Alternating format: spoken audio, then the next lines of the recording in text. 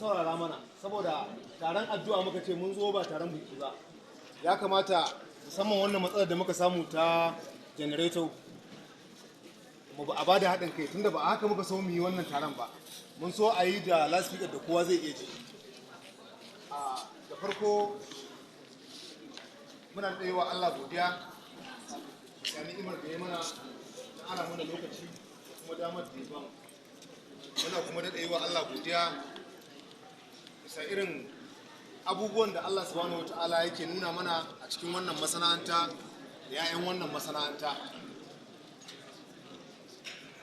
Muna godiya kwarai da gaske da dukkanin waɗanda suka samu damar zuwa halartar wannan addu'a da muka shirya ta musamman don wannan 'yar uwata mu Hajiya Saratu Gidado wacce ake kira da suna DASO, da kuma dukkanin wani ɗan wannan masana'anta yaro ko babba namiji ko mace waɗanda Allah ya yi musu rasuwa tun daga lokacin kafa wannan masana'anta zuwa yau da muka samu wannan damar yin wannan taro. Sannan mu daɗa roƙon Allah dukkanin wasu 'yan uwanmu da suke cikin wani irin hali na rashin lafiya ko wata larura a cikin wannan masana'anta da ma waɗanda suke baya suke ƙaunar wannan masana'anta, yi musu addu'a Ubangiji Allah ya ba su lafiya.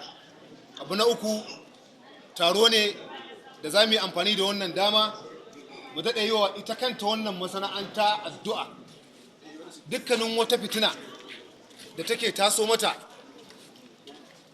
da dukkanin wani al'amari da yake tasowa na rarrabuwar kawuka a cikin wannan masana'anta, mu roƙi Allah ya mana maganin wannan abu.